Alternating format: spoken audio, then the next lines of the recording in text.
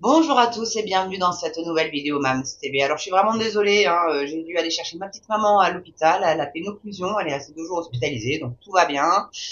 Mais bon, il a quand même fallu que j'aille la chercher, ça faisait une petite trotte, j'étais absente pas mal et du coup, bon bah voilà, j'ai pas pu faire les vidéos que je voulais, mais en tout cas je suis de retour au boulot en espérant que je puisse rester tranquille, je vous cache pas.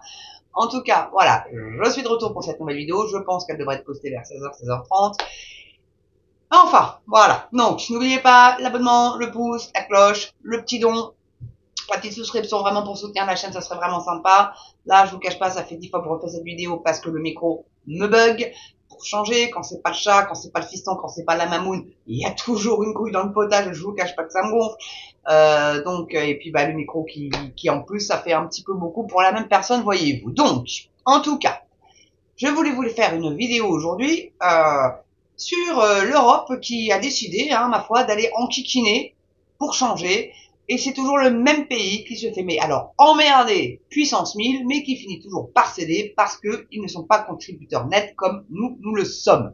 Et je veux bien sûr parler de la Hongrie. Donc c'est un article de France Info qui a été publié le 7 février 2024. Et le titre est Hongrie, la Commission européenne ouvre une procédure d'infraction après l'adoption d'une loi décriée sur la souveraineté. Il ne faudrait surtout pas que les peuples soient souverains. Ah, tiens, tiens, tiens. La von der Leyen n'a pas contente. Quand est-ce qu'elle dégage cette raclure, pour pas dire autre chose?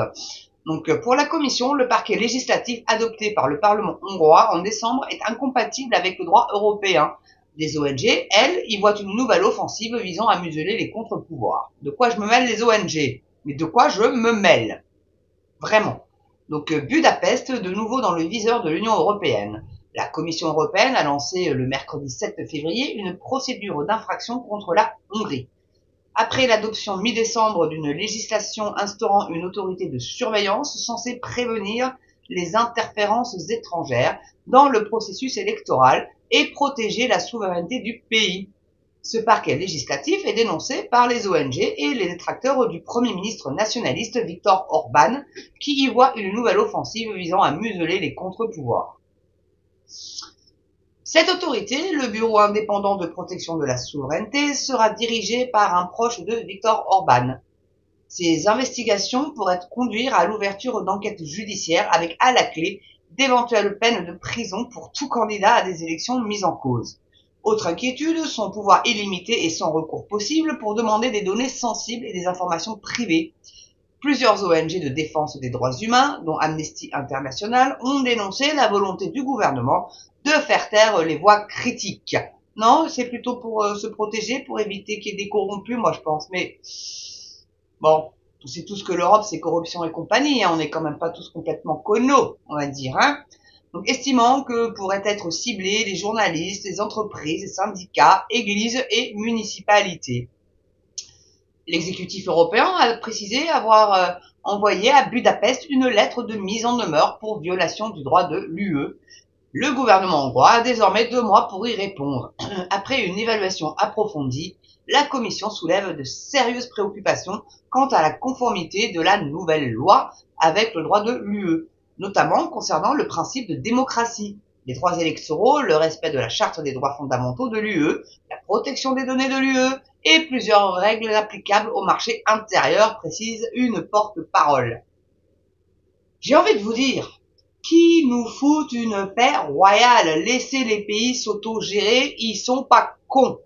De ce que sache, la Hongrie, c'est pas une dictature. De ce que sache, Orban, c'est pas le méchant. Je pense qu'il veut juste vraiment penser à son pays avant de penser à l'Europe. Alors, ils ne sont pas contributeurs nets. Eux, ils ont de la chance. Par rapport à la France, comme la France et vous savez, là, la France et l'Allemagne sont contributeurs nets, c'est-à-dire que on verse plus d'argent à l'Europe qu'on en reçoit.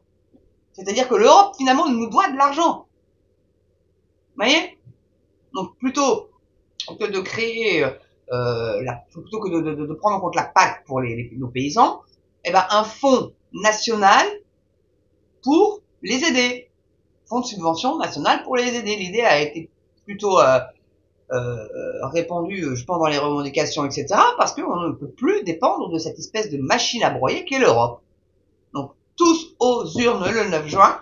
Votez souverainiste, Asselineau, Dupont-Aignan, Philippot, ce que vous voulez. Alors pas Bardella, hein, c'est le petit toutou à Macron, ça c'est son nouveau lèche-boule. Donc franchement pas Bardella. Parce que bon, franchement, je vais peut-être faire une vidéo sur le RN et vous ouvrir peut-être un petit peu les yeux sur ce parti-là, parce que ils sont certainement très attaqués, c'est vrai, mais il y a peut-être des raisons aussi.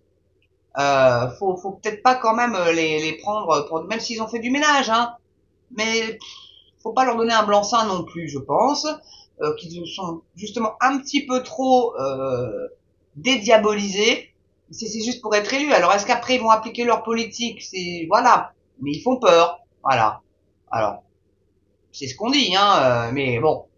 Peur de quoi? Peur d'arrêter l'immigration, peur. Ce qui fait peur peut-être c'est l'économie. Ils ont une économie de gauche, donc bon, ça c'est pas au top, c'est pas ce qu'il nous faut. Il nous faut une politique à la Javier Milei. Alors on va souffrir pendant un an ou deux, mais au moins la France elle retourne sur les rails. Voilà, point. C'est ce que je pense. J'en suis presque convaincu. Voilà. Et moi j'attends Pierre de Gaulle. Le jour où il va sortir du bois, je peux vous garantir que là ils vont trembler là. Ça a commencé à avoir les miquettes. Parce que lui, il est pour une Europe des nations, donc avec la souveraineté nationale. Donc l'Europe va imploser de toute façon, il faut la faire imploser de l'intérieur. Voilà. Mais bon, faut pas qu'on soit les seuls à le faire, parce que sans ça, il va falloir trouver des... Et c'est ce qui fait de Pierre de Gaulle en ce moment, hein, il est beaucoup à l'étranger, il essaye de voir avec les autres pays européens qui veulent faire imploser l'Europe pour sortir de ce diktat de la connerie, parce qu'il n'y a pas d'autre terme, c'est un diktat de la connerie. Voilà. En tout cas, merci d'avoir regardé cette vidéo. Petit rappel, le pouce, la cloche, l'abonnement et le petit don, la petite souscription pour soutenir la chaîne bien évidemment. En tout cas, merci de m'avoir regardé. Je vous souhaite une belle journée, une belle soirée selon l'heure à laquelle vous la regardez cette vidéo. Portez-vous bien, prenez soin de vous et moi je vous dis à très bientôt pour une prochaine vidéo sur Bams TV. Ciao!